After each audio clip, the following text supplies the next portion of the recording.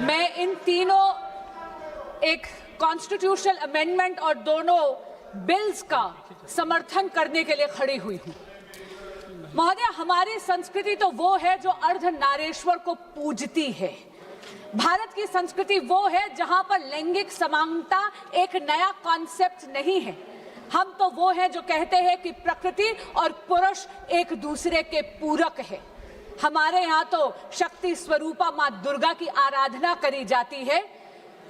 भगवान विष्णु का सुदर्शन चक्र, महादेव का त्रिशूल और ब्रह्मा जी का कमंडल, यानी तीनों त्रिदेवों की शक्ति अगर समाहित करना हो तो वो केवल और केवल मां दुर्गा ही कर सकती है। ये स्तर है नारियों का हमारी संस्कृति में। लेकिन कहीं ना कहीं आक्रांता आए और हमारी संस्कृति का अपभ्रंश हुआ। जहां सम्मान हमारी संस्कृति है, वहीं महोदया नारियों का सशक्तिकरण करना हमारा कर्तव्य है। आज यहां पर टीएमसी की एक संसद सदस्य ने कहा इक्वालिटी इज बाय बर्थ। मैं उनकी बात से बिल्कुल सहमत हूं, क्योंकि पुरुष और स्त्री को एक समान तो ईश्वर ने ही बनाकर भेजा है। पर उन्होंने ये भी कहा कि equality can not be given by political exercise. मैं उनकी बात से बिल्कुल सहमत नहीं हूं। महिला आरक्षण की आवश्यकता क्या है, ये मैं कुछ आंकड़े देकर इस सदन के समक्ष रखना चाहूंगी। आज महिलाएं पूरे के पूरे विश्व में, खास करके महिलाएं जो भारत की बेटियां हैं, वो अपना परचम लहरा रही हैं। वो चाहे साइंस हो, चाहे टेक्नोलॉजी हो, चाहे लॉ हो, लेकिन राजनीतिक क्षेत्र में उनका प्रतिनिधित्व बहुत कम है। अगर हम 2024 का इलेक्शन देखें तो वहां पर महिला वोटर की तादाद पुरुषों के मुकाबले ज्यादा थी।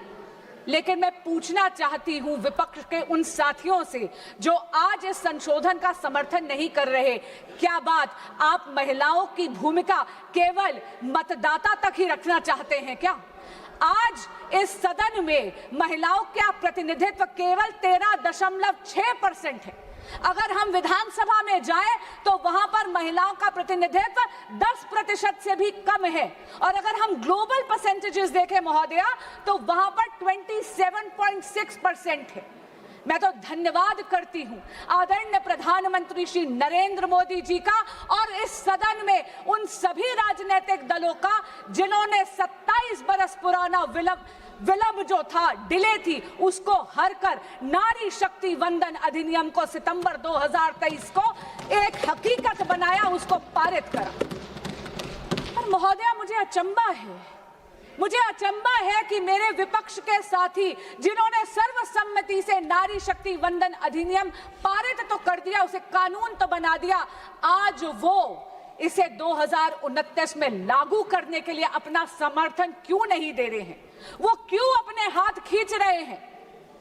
कल मैंने एक वीडियो देखी जो माननीय नेता प्रतिपक्ष ने जारी करी थी। मैं आपके माध्यम से उनको कहना चाहती हूं, ये जो संशोधन आया है, ये वचन पूर्ति के लिए आया है। इस पूरे सदन ने प्रधानमंत्री श्री नरेंद्र मोदी जी की प्रेरणा से, इस देश की मातृ शक्ति से ये वचन करा था कि हम इस कानून को 2029 से ही लागू कर देंगे। मैं पूछना चाहती हूं माननीय नेता प्रतिपक्ष से, वो कहते हैं this is a power grabbing move. मैं उन्हें याद कराना चाहती हूँ, पावर ग्रैब का मुद्दा नहीं, ये पावर बैलेंस का विषय है। ये हक चोरी का विषय नहीं, हक के हिसाब का विषय है। और महोदया, बहुत विनम्रता से कहना चाहूंगी कि इस सदन को, इस देश की मातृशक्ति को उसके हक का हिसाब देना पड़ेगा। दल और राजनीतिक स्वार्थ से ऊपर उठकर, विचारधारा की भिन्नता से ऊपर उठकर, इस सदन की जिम्मेदारी है कि हम इस संशोधन को सर्वसम्मति से पारित करें। विपक्ष के कुछ साथियों ने कुछ ऐसे क्रिटिसिज्म्स रखे हैं, कुछ ऐसे कटाक्ष रखे हैं, जिन्हें मैं यहां बहुत विनम्रता से उनका जवाब देना चाहूंगी, उन संशयों का। और ये आग्रह करना चाहूंगी कि आपके संशय डिबेट तक सीमित रहे, वोट तक उन पर उनकी परछाई मत पड़ने दीजिएगा। माननीय उपनेता सदन ने कहा कि हम आरक्षण के पक्ष में नहीं हैं। मैं उन्हें याद कराना चाहती हूं कि 40 बरस से इस देश की बेटियां प्रतीक्षा कर रही थी नारी शक्ति अधिनियम लागू हो, महिला आरक्षण लागू हो। ये नरेंद्र मोदी सरकार है जो सर्वसम्मति से इसको पारित कर कानून बना पाई सितंबर 2023 से। तो हमारी नीयत साफ है, हमारी नीति साफ है, ये तो परिलक्षित हमने सितंबर 2023 में ही कर दिया। मैं फिर पूछना चाहती, बार बार विपक्ष के कई साथियों ने कहा टाइमिंग की बात करी, यहां तक कि माननीय अखिलेश यादव जी ने कहा जल्दबाजी। मैं पूछना चाहती हूं कि 40 बरस की डिले के बाद भी आप जल्दबाजी का आरोप किस मुंह से लगा रहे हैं? और रही बात इलेक्शन की, महोदय, जब तक कि एक राष्ट्र एक चुनाव का रिफॉर्म इस देश में लागू नहीं हो जाएगा, हमारी पॉलिटी का नेचर ये है कि यहां तो चुनाव हमेशा रहते हैं। मैं आपको एक व्यक्तिगत अनुभव बताती हूं। मुझे अभी 2 साल भी पूरे नहीं हुए एज अ सांसद। जून में 2 साल में कंप्लीट करूंगी, लेकिन बंगाल का चुनाव 7वां चुनाव है जिसमें योगदान करने का मुझे मौका मिल रहा है। इसलिए चुनाव तो यहां चलते रहेंगे, लेकिन चुनाव बहाना नहीं बन सकता हमारे देश की मातृशक्ति का हक मारने के लिए। अखिलेश जी ने विचार परिवार की भी बात करी। मैं शायद वो इस बात से अवगत नहीं है, क्योंकि मैं भी राष्ट्रीय सेविका समिति की ही एक कार्यकर्ता हूं। पिछले 90 वर्षों से राष्ट्रीय सेविका समिति संघ के साथ कदम से कदम मिलाकर इस देश की सेवा कर रही है। महोदया, एक भय, एक भ्रम बना दिया गया है डीलिमिटेशन को। मैं आपके माध्यम से ये बात स्पष्ट कर दूं हमारे विपक्ष के साथियों को, डीलिमिटेशन यानी परिसीमन भारतीय जनता पार्टी का प्रपंच नहीं है। It is not a conspiracy of the BJP, it's the constitutional mechanism. वही कॉन्स्टिट्यूशन, वही संविधान जो बाबा भीमराव अंबेडकर जी ने बनाया है, उन्हीं के रचित कॉन्स्टिट्यूशन में ही ये प्रावधान है, ये मैकेनिज्म है जहां पर डीलिमिटेशन अनिवार्य है। पर महोदया, मैं बहुत विनम्रता से कहना चाहती हूं, नारी शक्ति वंदन अधिनियम को लागू करना मंजिल है, परिसीमन केवल और केवल राह है। आप राह और मंजिल में कंफ्यूज मत होइए। Please do not confuse the road and the destination. Delimitation is only the road, it is नारी शक्ति वंदन अधिनियम, the women reservation which is the destination, and it is high time that we complete that journey to that destination.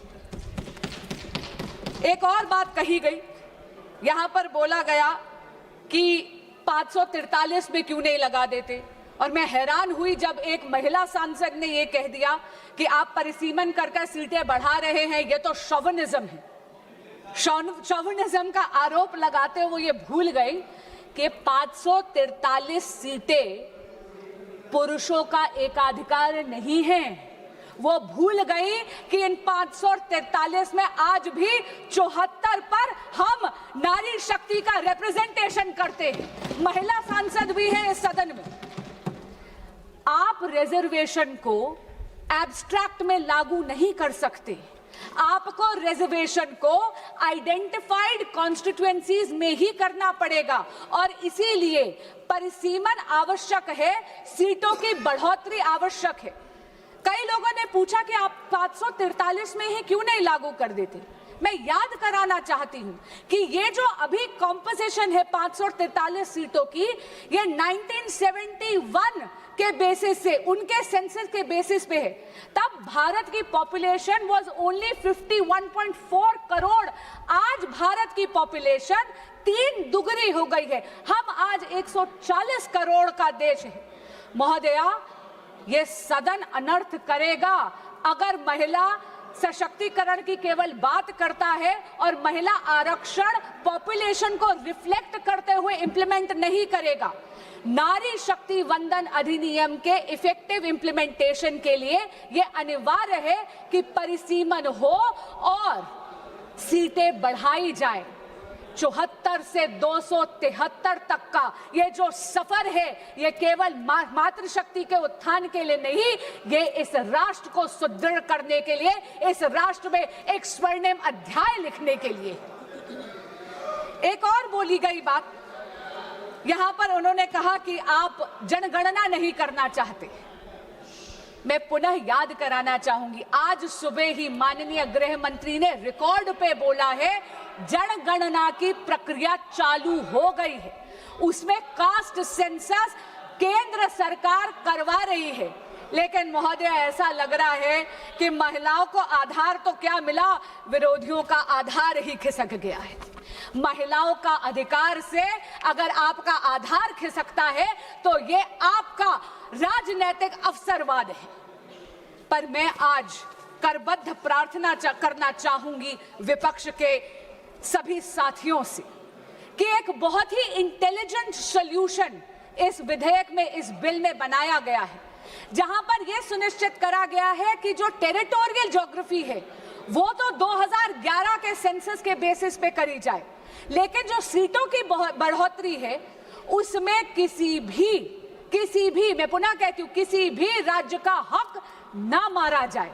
अरे आज तो सदन में खड़े होकर यशस्वी प्रधानमंत्री श्री नरेंद्र मोदी जी ने गारंटी तक दे दी, और हमसे पूछिए, हम आपको बताना चाहते हैं, मोदी की गारंटी सारी गारंटी पूरी करने की गारंटी।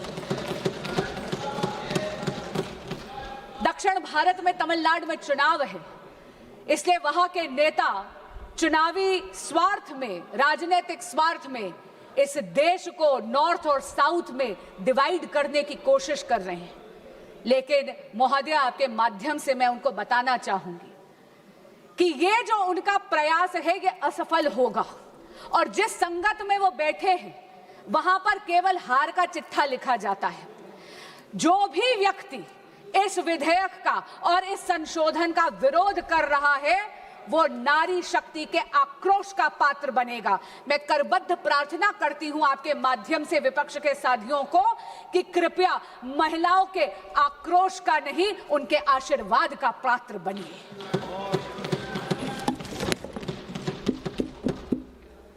अंत में मैं ये कहना चाहूंगी, फूल नहीं चिंगारी है, फूल नहीं चिंगारी है, ये भारत की नारी है, इनके अधिकार की बारी है। वचन पूर्ति के इस क्षण में पारित करना सदन की जिम्मेदारी है। बहुत बहुत धन्यवाद। ఈ వీడియో మీకు నచ్చినట్టయితే లైక్ చేయండి, 10 మందికి షేర్ చేయండి, అలాగే కామెంట్ల రూపంలో మీ అభిప్రాయాలను మాతో పంచుకోండి. Nationalist hub group of channels ను సబ్స్క్రైబ్ చేసుకుని తెలుగునాట జాతీయవాద జర్నలిజాన్ని ప్రోత్సహించండి. ఈ వీడియో కింద ఉన్న బెల్ ఐకాన్ పై క్లిక్ చేయడం మర్చిపోవద్దు.